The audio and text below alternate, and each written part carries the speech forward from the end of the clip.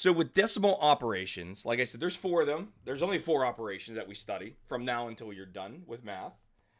And that's add, subtract, multiply, and divide. All right? And the key to all four operations, the key, and tell me you haven't heard this before,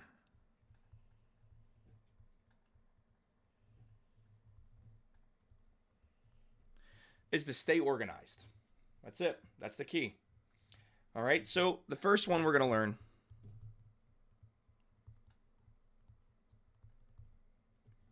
is addition. And I'm not going to do too many examples of this.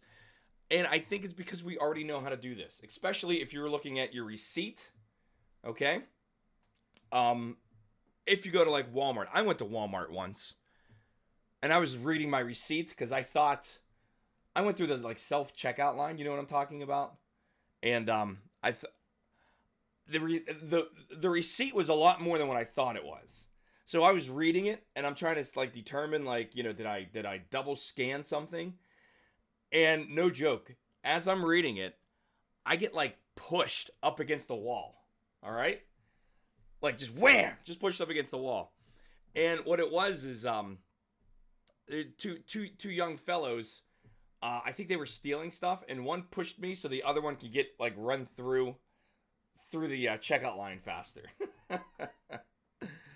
that was quite an experience. But it was up at the North for Sales Walmart, by the way. Anybody ever go to that one? If you see me there, wave. Just wave. All right? Be nice. So You double scan something? no, I didn't double scan anything. It's just my wife's hair products are so unbelievably expensive. You know, it's ridiculous what people spend on hair products. You know, I don't obviously have any hair, so cost of shampoo for me drastically diminished. However, Molly, she uses a shampoo. It's like $30 a bottle or something.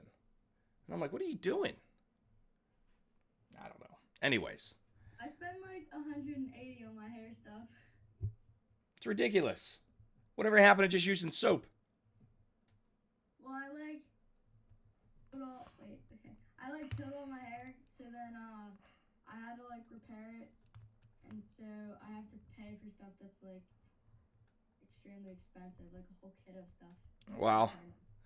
When you're ready, when who's ever in the room, when you're ready to shave your head, you just let me know. I will help you. I will show you. I will tell you what razors work, which ones don't. All right? Because I have a lot of experience in that. But with adding decimals, we want to stay organized. And here's the key. You want to align in a column. Actually, let me be more specific here. That's too vague. Align decimal point into a column. I think that's a lot more specific. And like I said, it really works for us because if you think about your receipt when you buy something, that is the process in which your itemized list is actually aligned. Everything's aligned based off the decimal. So, for example, if we wanted to add the following 3.2 plus 4.31, all you have to do is align it. And if you just write neat, it's like game over. It's already done. To add these two, you align the decimals. You put a decimal in your answer. If you feel like it, any open spot, you can always put a 0. Okay? And then you just add straight down, just like you normally would back in chapter 1. 0 and 1 is 1, 2 and 3 is 5, 3 and 4 is 7. 7.31. How are we looking? Pretty good? All right, I'm going to do one more, and then we're going to move on to subtraction. Like I said, these problems I think are very simple. So here's another example.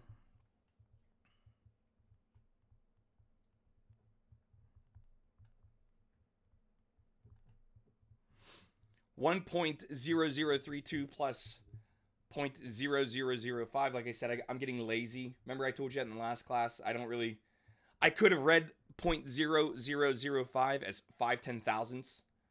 I just get lazy. So let's align these decimal places. Let's write nice and neat. And then add straight down. Easy enough. What do you guys what do we think? Good? All right. Subtraction is basically done the same way.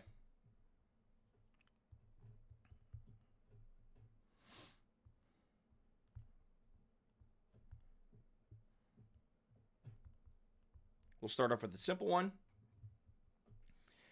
1999 minus 5.32. So just a line.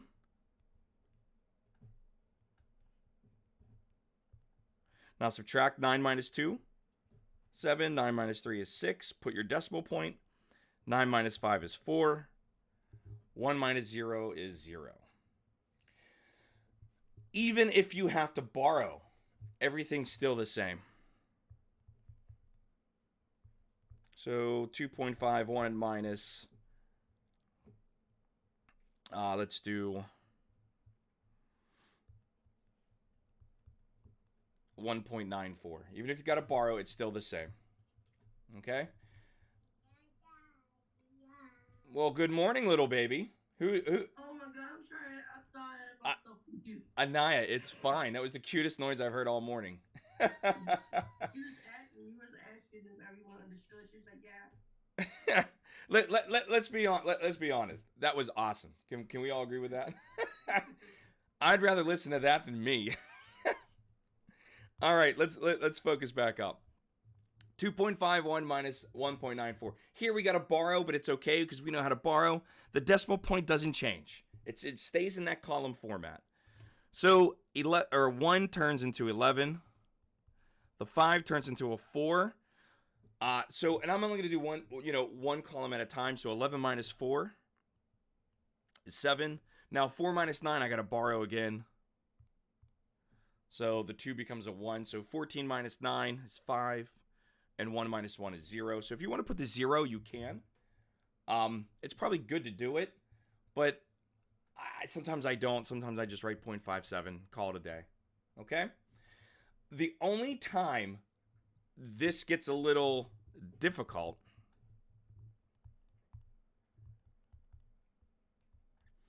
is if you have a situation like this. Okay? Where you have like 20 minus 14.52. Now, the reason why this is a little difficult, it's a little bit different, is that number 20, although the way I wrote it, it looks like it doesn't have a decimal point, it actually does. Any whole number always has a decimal point on the far right-hand side. Okay? So the first thing I would do is just align a decimal point. And now I notice in the number 20, I can go ahead and add some zeros after the decimal point. And remember, you can add as many as you want. In this case, I'm going to add 2. That's it. All right, now from here, all we have to do is borrow. So the 0 becomes a 10. This becomes a 9. This becomes a 9. And that becomes a 1 because you have to borrow all the way up front. 10 minus 2 is 8. 9 minus 5 is 4. Put the decimal. 9 minus 4 is 5. And then 1 minus 1 is 0, obviously. All right, how we looking? Pretty good? All right. So, now we're going to move into multiplying decimals. And multiplying decimals is very simple. So here's like part 2. I don't like the way I wrote that M.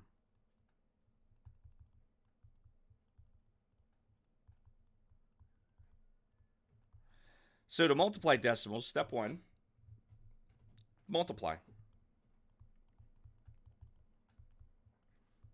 Step 2, count the total decimal places.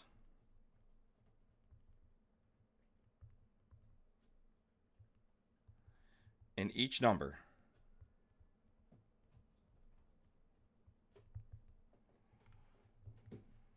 Hey, what are you doing? like that. All right, and then step 3.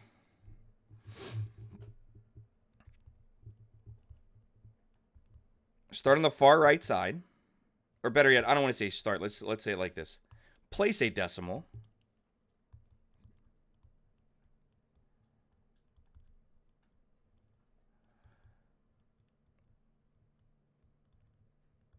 On the far right side. And move it to the left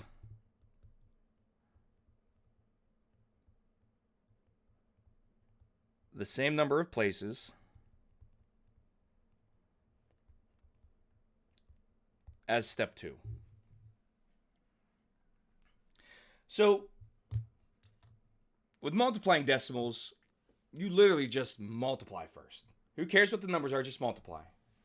Then you're going to count the total number of decimal places in each number. And then step 3, with your answer, just plop a little decimal on the far right side and just move it to the left, the same number as what you counted in step 2. And that's it. So we'll do easy ones first. Guess I can leave that there. Am I moving too fast? Are we okay? All right.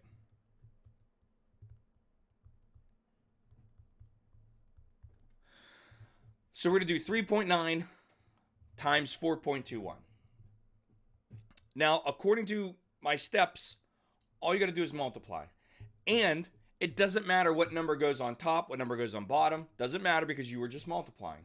So I'm going to write 4.21 in the top, 3.9 in the bottom.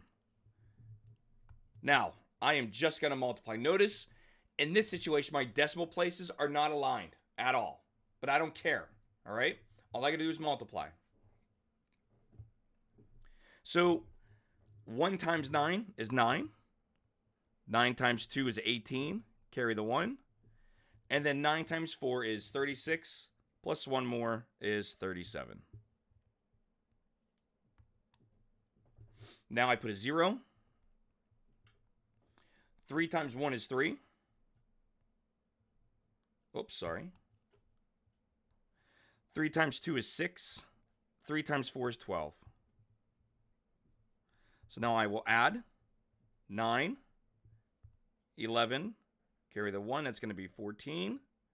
Carry the 1, that's going to be 6 with a 1. So step 1 is the longest step, but now it's done. Step 2, count the total number of decimal places. So in the first number, the 4.21, I have 2. And 3.9, I have 1. So when I total them together, I have a total of 3. Which means step 3, I put a decimal on the far right side, and I move it to the left 3 spots. 1, 2, 3. So my answer is 16.419. Does that make sense, everyone? All right, good. Good. Let's try another one. Uh-oh. Arthur's acting weird. All right, here's another one. How about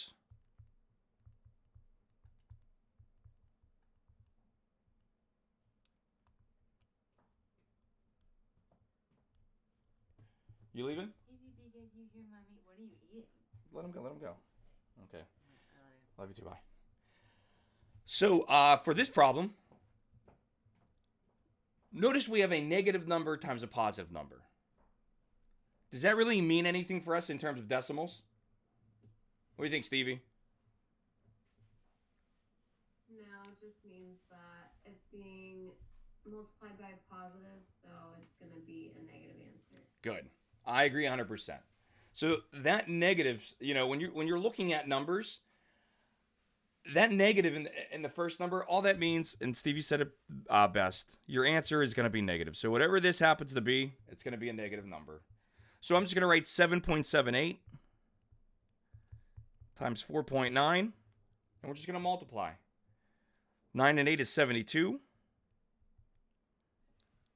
9 and 7 is 63, plus 7 more is going to be 70.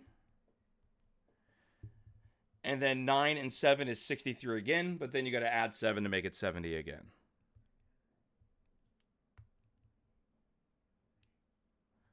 Now, put a 0. You're starting into 10, or you're starting at the number 4.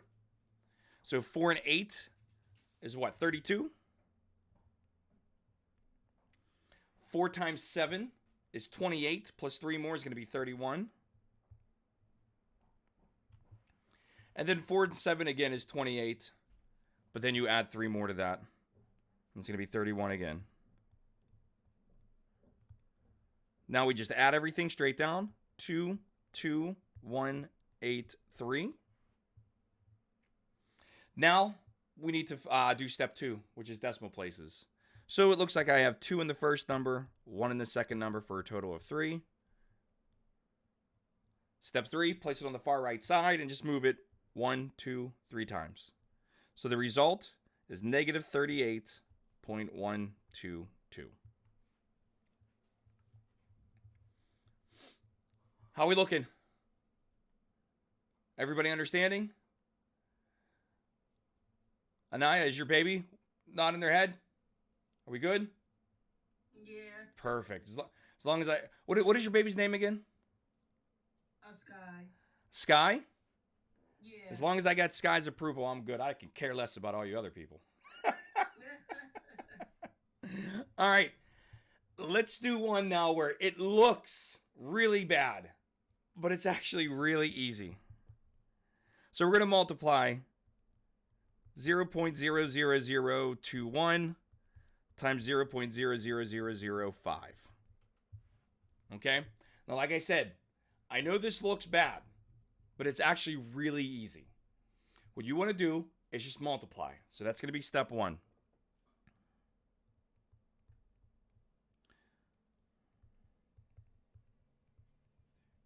One, 2, 3, 4, and a 5.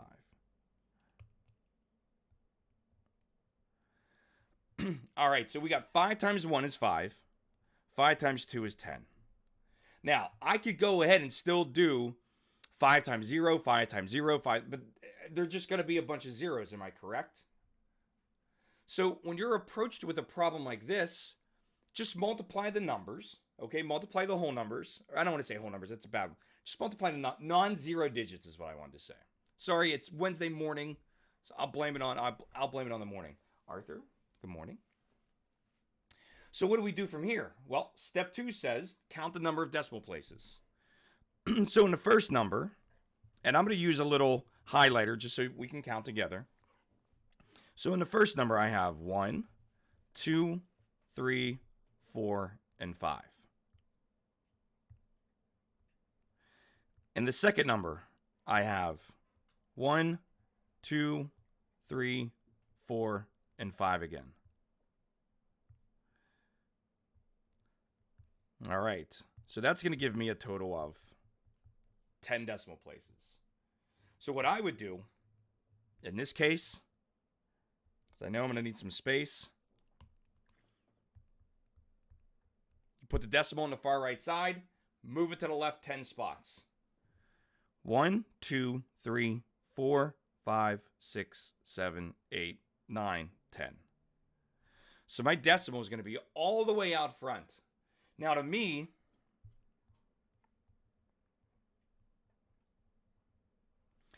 that looks like the bottom of an egg carton. So I'll fill it in with eggs, which is my favorite breakfast.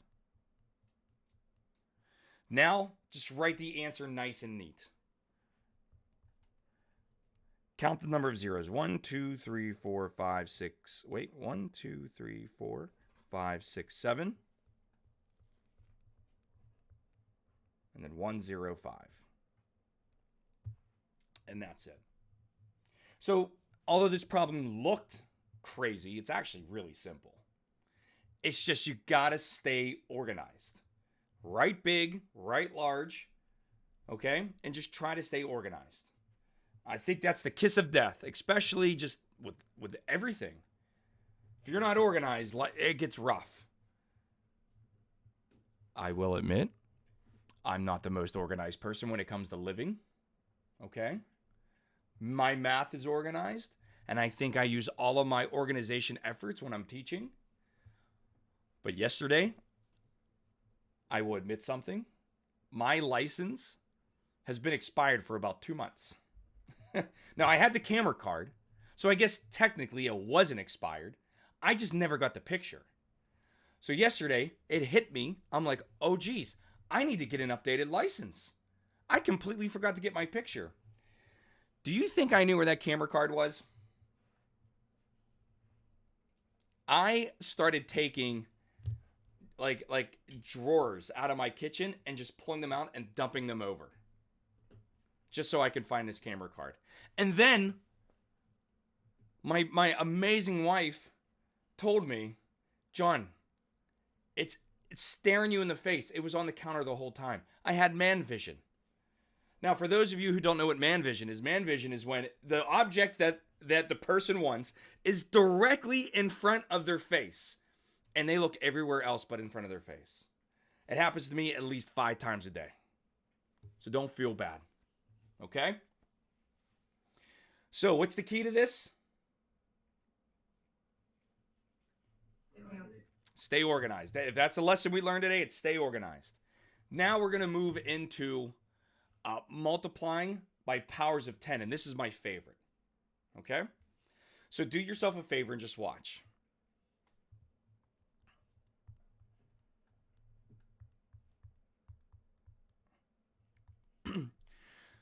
$3.80 times 100. I'm going to stay organized. I'm going to write it out. Watch what I get. 0 times 0 is 0. 0 times 8 is 0. 0 times 3 is 0. Great. Now I need to start off in the hundreds position. 0 times 0 is 0. 0 times 8 is 0. 0 times 3 is 0. Fantastic. Now I'm going to multiply everything by 1. 1 times 0 is 0. 1 times 8 is 8. 1 times 3 is 3. Now I add straight down. Come on, work. There you go. So I get 0, 0, 0, 8, 3. Now, if I'm following my steps, step 2 would be count the number of decimal places. So it looks like I got a total of 2. Step 3, put it on the right. Move it 2 spots to the left. So anytime we multiply by a factor of 10, and what I mean by a factor of 10 is 10, 100, 1,000, 10,000, and so forth, okay? Anytime you do this, you're going to notice something, and that is the number of zeros in the number of zeros in that factor of 10 will be the same exact number that I move my decimal point, okay? Now, if you think about this, you're starting with 3.8, and you're multiplying it times 100. So hopefully, intuitively, you're thinking the number has to get larger. Am I right? Notice my number went from 3.8 to 380. So we can come up with a little rule. And here's our rule. When we multiply by a factor of 10. Now, in parentheses, I'm going to put 10, 100, 1,000, ... Okay? Move the decimal to the right.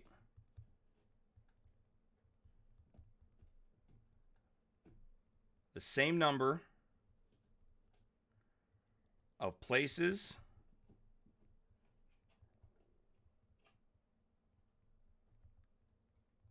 as there are zeros in the factor of 10. I know it's a big definition, but I just want to be very specific.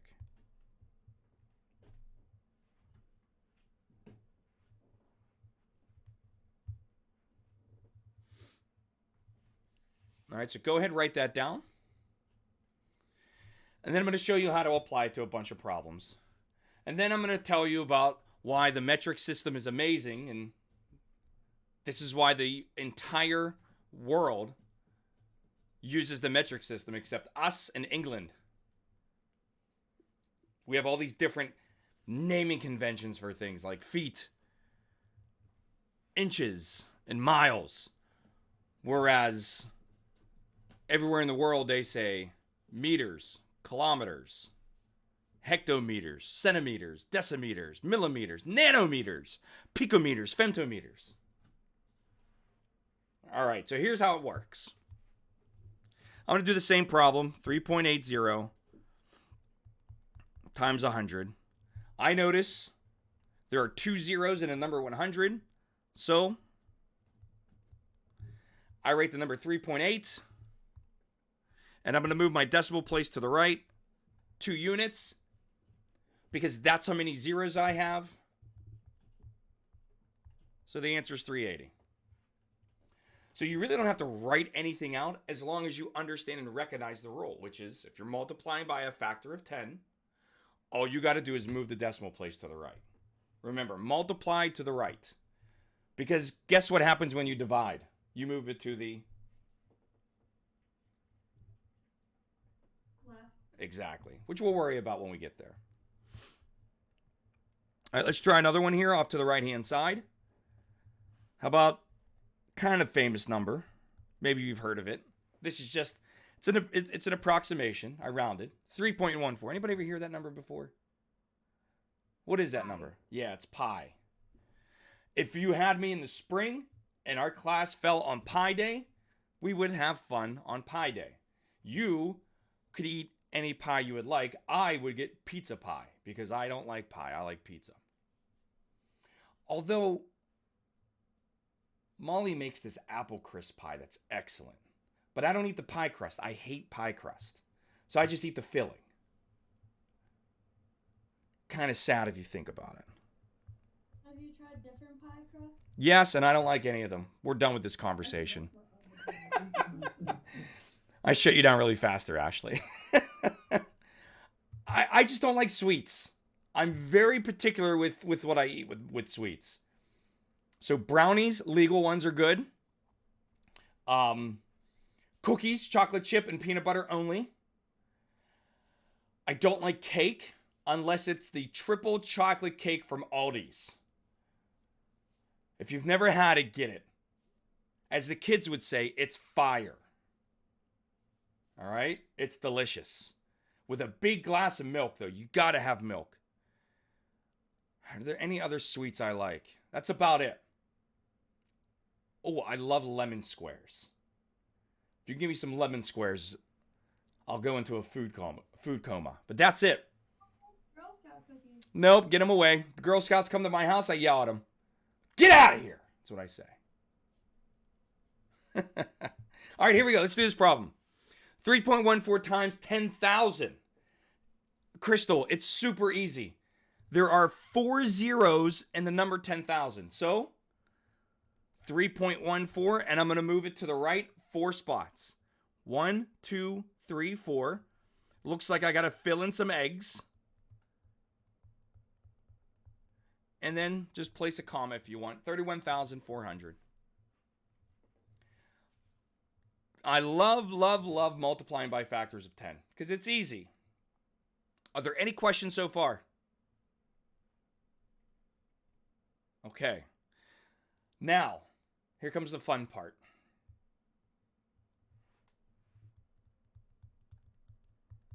Dividing decimals.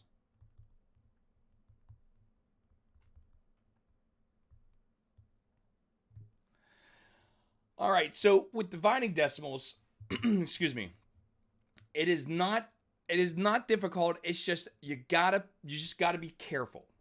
All right, you still gotta stay organized. All right, but you really gotta be careful. Okay. So I think what I'm gonna do is just give you the steps on how to do it. So step 1, you gotta know how to set up long division. Step 2.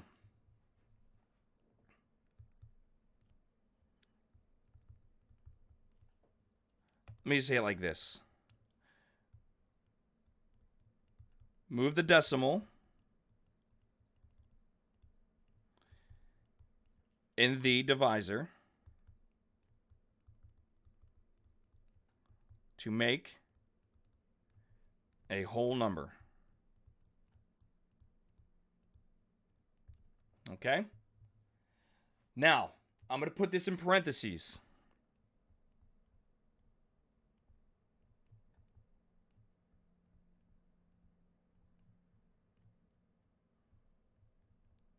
Remember the number of moves. In other words, if you moved it to the right 2 spots, remember that. Because in step 3, you also need to move the decimal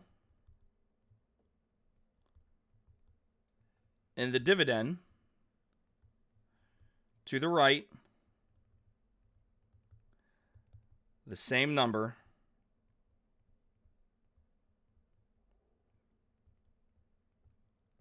as step 2. And then the 4th step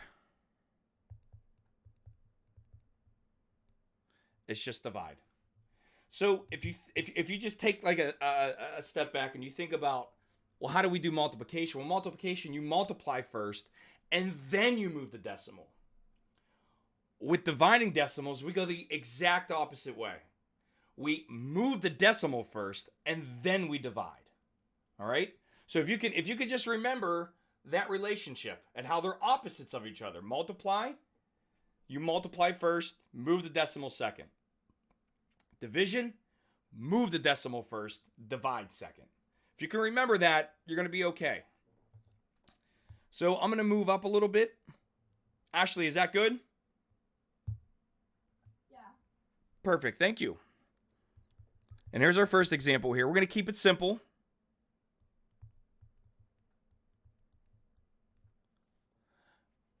So we have 0.12 divided by 3. And you got to remember the names of these. The first number is going to be your dividend. It's also the numerator of a fraction. The second number is your divisor. It's also going to be the denominator of your fraction. Because I can use all that terminology now. Because we went over all that stuff. So the key here is to set up long division. So on the right-hand side, I put the divisor outside.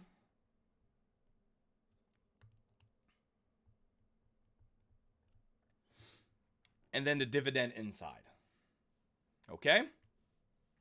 Now, step 2, I need to look at the divisor. And if it's not a whole number, I got to make it a whole number by moving the decimal place to the right. Now, my divisor is a 3. So it's already a whole number. So I don't have to worry about moving the decimal place. Does that make sense, everyone? Now, because I don't have to move the decimal in step 2, I do not have to move the decimal in step 3 either. So what I'm going to do is place my decimal directly above where it is. And as soon as you do that, you're done with moving the decimal. All you got to do now is step 4, which is divide. So it's kind of nice if you go from left to right. 3 does not go into 0, so you put a 0 out front. 3 does not go into a 1, so you put a 0 out front. 3 goes into 12 4 times. So you get 4 times 3, which is 12. Subtract, and you get a 0. So, congratulations. You've just successfully divided your first decimal problem. Okay? Now, if you can just remember those 4 steps, any problem I give you is going to be easy. Okay? Because it's all about technique. Remember, if you were just studying the problems I do without understanding why I'm making the moves that I'm making, that's why the test looks like you've never seen it before. I test you on technique. I can give you any numbers I want. If you know the technique, it's game over for me. You could beat me in every single game. Good? All right, let's try another one here.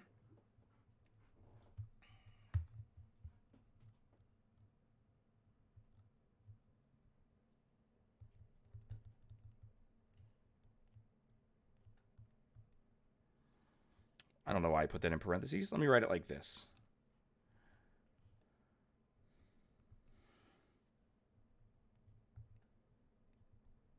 Let's try this one. Oh, wait.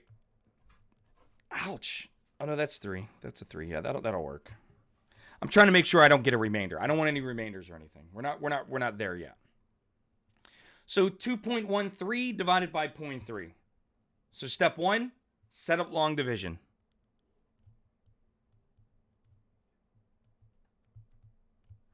Remember, numerator goes inside, denominator goes outside. Now, step 2.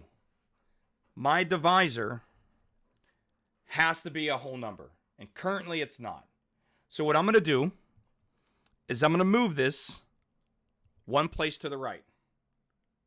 Okay? Now, I need to remember that because now step 3 kicks in. I need to move the decimal in my dividend one place to the right also. So it's going to go in between the 2 and the 1. So I'm just going to rewrite my problem.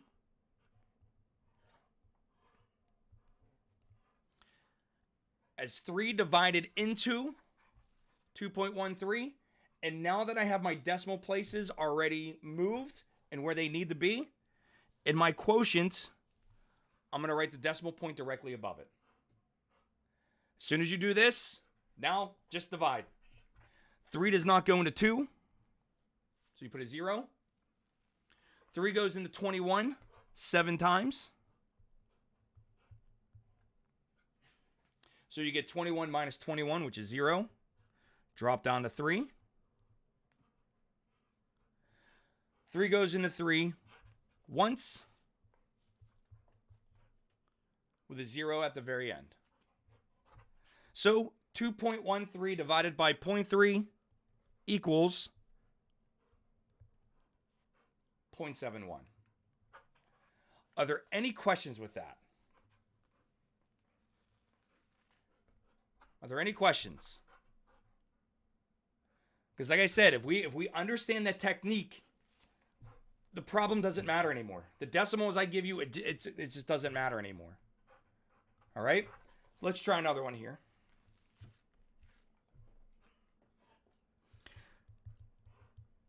Actually, I want you to try this one.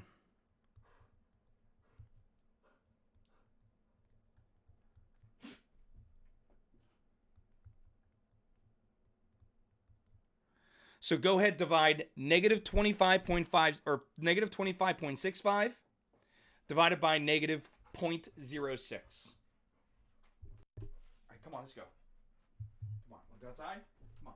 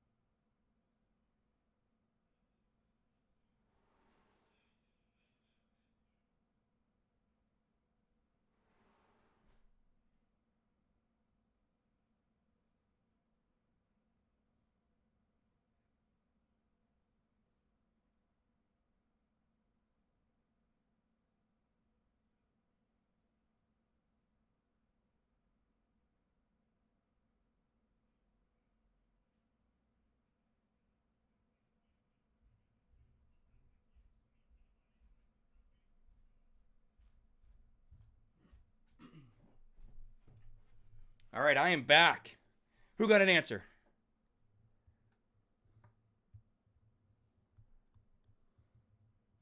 I got almost an answer. Oh. Almost an answer. Yeah. Okay, what'd you almost get? I got 427, and then the point is after that. And I have a remainder of 3, but I don't know if I should put that after the decimal. Okay, well, let's see what happens here. Stop it, Arthur. I got 42 or 427.5. How did you get that 0.5? Where'd that come from? Because I did the remainder into like a fraction, and I got 427 and 3/6. Okay. And that's reduced to 1/2. Oh, I see what you did. Very, very intuitive, Stevie. Here, come outside. Hold on one sec, everyone. Go, get outside. Go, go.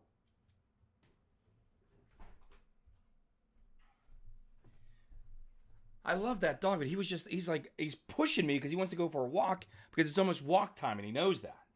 All right, so with this problem, we got to be a little bit careful. Stevie, your intuition was amazing. Like, I love the way you approached this problem. So let's go ahead and let's do this. First things first. So let's get the elephant out of the room. You got a negative number divided by a negative number. So the answer is going to be what? Positive. Positive. So I don't care about the negatives anymore. I know whatever number I'm going to put here, it's going to be a positive number. Okay? So let's go ahead. Let's just set up our problem.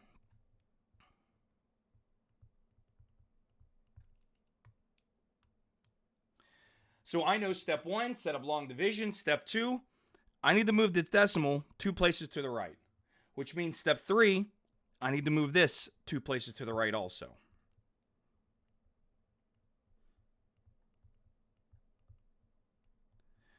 So now I have my decimal place, or my decimal placement correct. All right? So now I just divide. 6 does not go into 2. 6 goes into 25 4 times. So that's going to be 24.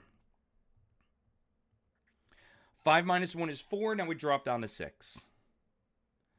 6 goes into 16 twice. So that's going to give me a 12. 6 minus 2 is 4. Drop down to 5. 6 goes into 45 7 times. So that's going to be 42. And 5 minus 2 is 3. Now, this is where I think if you didn't progress any further, this is where it happened. Now, the one thing we got to remember, and Kim, this goes back to, remember when we were comparing decimals with the, 0.12 and then 0.120? Remember, a decimal can have an infinite amount of zeros to the right. So 0.12 is the same thing as 0.120. Well, if you ever run into the situation where you have what looks like a remainder, you could keep going. All you got to do is add a 0. Because after a decimal place, you could put an infinite amount of zeros if you wanted to. In fact, what I'm going to say is, number 1, start doing this. And number 2, always pay attention to the directions. Okay? So if I put a 0 here and drop it all the way down, now I can ask myself, 6 goes into 30 how many times? And that's going to be 5. So put a 30, subtract. And now that we arrived at a 0 down here, if you kept dropping zeros, you're always going to get zeros. So you can stop. Does that make sense? All right. So negative 25.65 divided by 0.06 is equal to positive 427.5. How are we looking? Pretty good? Are there any questions so far? Yeah, can you do the fraction thing? Is that going to work for all of them or no? Yes, it'll work. But then the question becomes, what if the answer says right as a decimal? Gotcha. Okay. All right? If I get 2/7 or something, it wouldn't make sense. Right, and then now you're moving into section 2 or now you're moving into section 3, which is appropriately called decimals and fractions. And in the next section, I teach you how to convert a fraction into a decimal. And to be honest with you, Stevie, all you got to do is divide. It's just, what does that look like? Like, how do you do that? Okay? Are there any questions? All right, let's try. Let me give you one to do here. Now that you know this.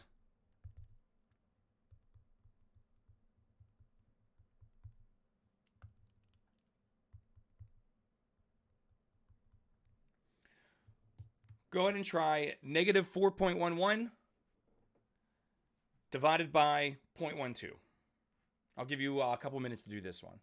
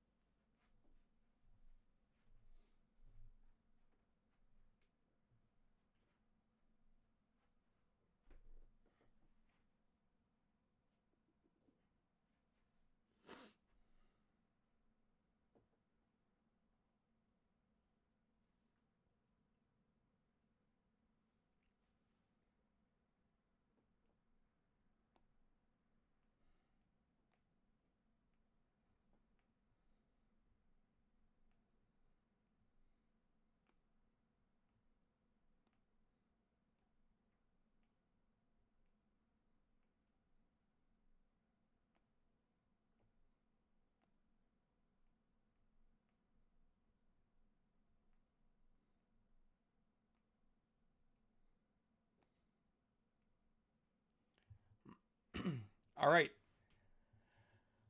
You want to go over this, or do you need another minute? What do you think?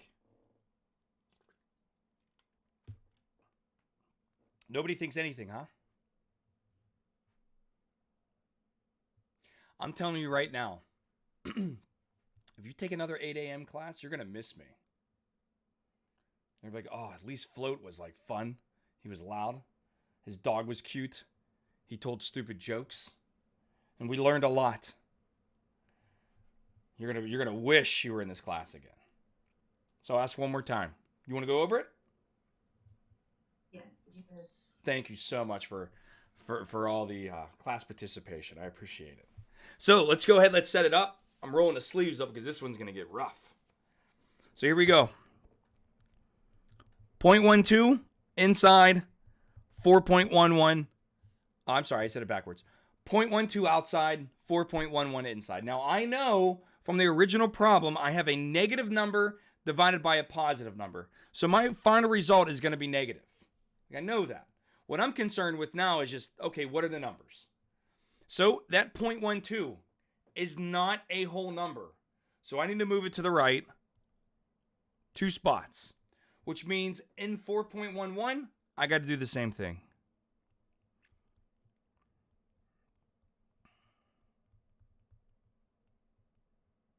All right, so now that I got my decimal place moved, now it's just a matter of just dividing. So sometimes, and I hate when this happens, the number in the divisor is like kind of like a large number. So what I like to do is this. Before I even start dividing, I'll come over to the right and just start writing out some of these multiplication table stuff.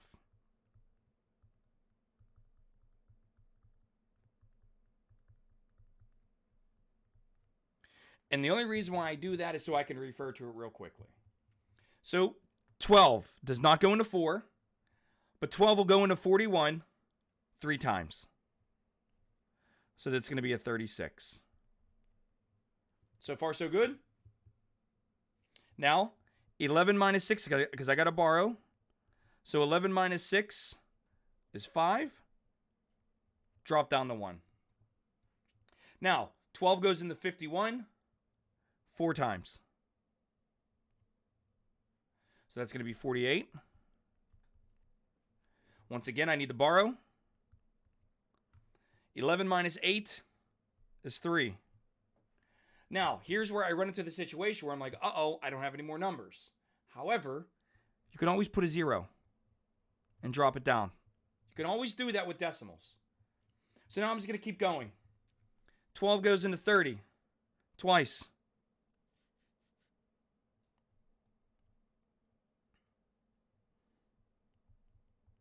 That's going to be 24. 30 minus 24 is 6. But here, uh-oh, I don't have a 0 yet. Well, let's add another 0 and see what happens. 12 goes into 60 5 times. Now note your remainder is a 0. Here, you could stop. Now you're good. So, negative 4.11 divided by 0.12 is going to be negative 34.25. Does that make sense, everyone? How are we looking? Are there any questions? Now, here's the beautiful part. In each one of these situations so far, okay, we've always ended up with this remainder of a 0.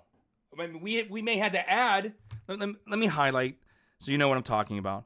We may have to add some zeros, in the dividend and drop them down, but we eventually reached a point where you got that remainder to be a 0, okay?